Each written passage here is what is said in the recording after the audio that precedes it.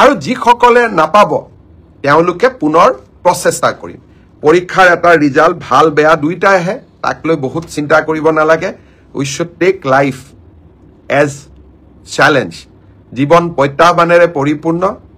result আপোনালোকে জানেই OMRCত আপোনালোকে চাইয়ে আছে গতিকে পোৱা আৰু নোপোৱা দুইটাই জীৱনৰ একোটা যাত্ৰাৰ সংগী বুলি আমি ধৰি ল'ব লাগিব এটা ডাঙৰ পৰীক্ষা হৈছিল সেইটো হল constable UB constable AB constable communication আৰু sub officer fire and emergency service কনষ্টেবলৰ UBত পোষ্ট আছিল 1760টা কনষ্টেবল ABত পোষ্ট আছিল 2301টা কনষ্টেবল কমিউনিকেশ্যনত পোষ্ট আছিল 466টা আৰু সাব অফিচাৰ ফায়াৰ সাৰ্ভিসত পোষ্ট আছিল মাত্ৰ এটা এই গুটেই পৰীক্ষাটোৰ ইতিমধ্যে PST আৰু PET কমপ্লিট হল এই পৰীক্ষাটোৰ যিসকলে PST PETত কোন পাছ কৰিলে ইয়াৰে ৰিজাল্ট অসম আৰক্ষীয়ে 12 মাৰ্চ তাৰিখে ঘোষণা কৰিব অৰ্থাৎ কনষ্টেবল UB AB পৰীক্ষাৰ প্ৰথম ৰিজাল্ট 12 মাৰ্চ তাৰিখে প্ৰকাশিত হ'ব ইয়াৰ পিছত আপোনালোকে নিজেও জানে যে এটা লিখিত পৰীক্ষাত আমি অৱতীৰ্ণ হ'ব লাগিব আৰু এই লিখিত পৰীক্ষাটিৰ বাবে যিসকলে কাট অফ মাৰ্ক পাবলৈ সক্ষম হ'ব তেওঁলোকে এডমিট কাৰ্ড 17 মাৰ্চৰ পৰা ডাউনলোড কৰিব পাৰিব আৰু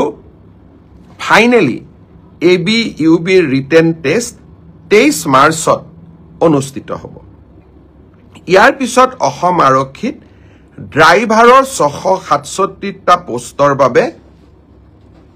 PST আৰু PET অনুষ্ঠিত হৈছিল এই ড্ৰাইভাৰৰো PST PETৰ পৰীক্ষাৰ ৰিজাল্ট অহা পৰহি দিনাখন অৰ্থাৎ 4 মাৰ্চ তাৰিখে অসম আৰক্ষীয়ে ঘোষণা কৰিব ইয়াৰ পিছত স্বাভাৱিকভাৱে ড্ৰাইভিং টেষ্ট হ'ব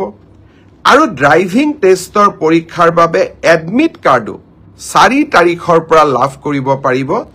আৰু written test driving test written পিছত হ'ব প্ৰথমতে ড্ৰাইভিং হ'ব ড্ৰাইভিং টেষ্ট 10 মাৰ্চত পৰা অনুষ্ঠিত হ'ব অৰ্থাৎ 4 তাৰিখে PST PET ৰিজাল্ট দিব এডমিট কাৰ্ডো 4 তাৰিখে দিব আৰু 10 মাৰ্চৰ পৰা ড্ৰাইভিং টেষ্ট হ'ব আৰু ফাইনেলি ইয়াৰ পিছত এটা লিখিত পৰীক্ষাটো আমি এপিয়াৰ কৰিব লাগিব এতিয়া মই আহিছো কনষ্টেবল AB CDO অৰ্থাৎ কমান্ডো ব্যাটালিয়ন এই ক্ষেত্ৰত ইয়াত পোষ্ট খুব কম আছিল মাত্ৰ 164টা পোষ্ট আছিল 164 কাৰণ কমান্ডো ব্যাটালিয়ন বিলাক নতুন ব্যাটালিয়ন ইয়াত ভ্যাকেন্সি অহাৰ এতিয়া প্ৰশ্নটো বহুত কম কমান্ডো ব্যাটালিয়নৰ ৰিজাল্ট আমি আমাৰ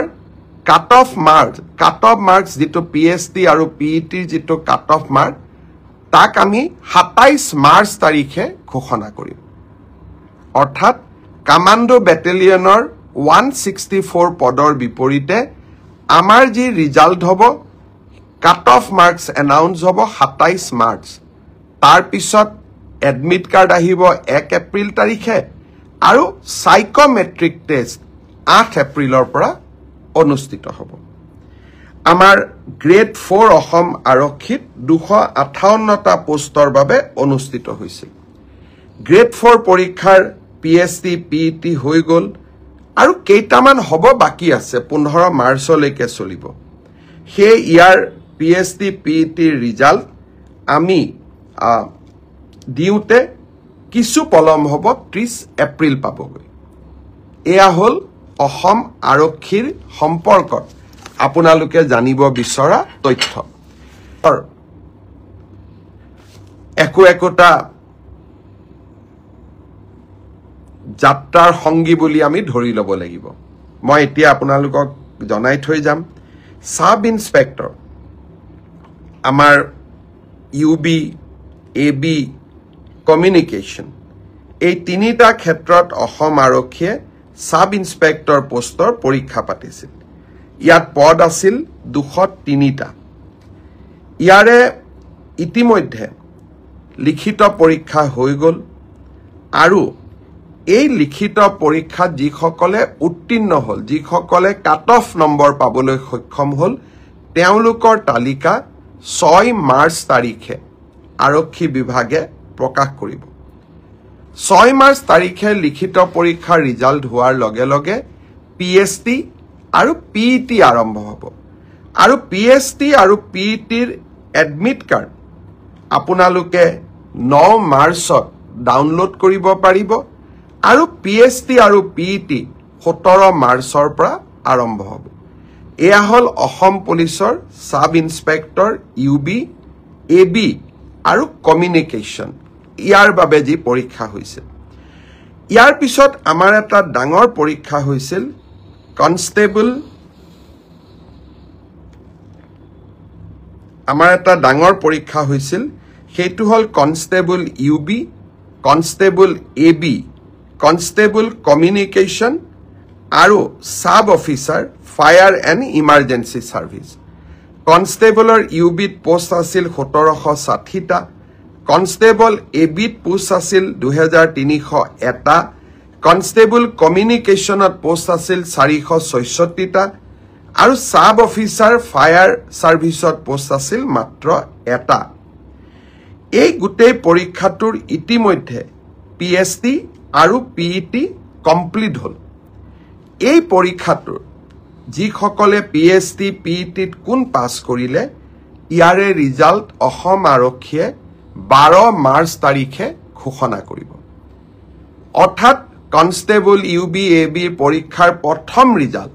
12 মাৰ্চ তাৰিখে প্ৰকাশিত হ'ব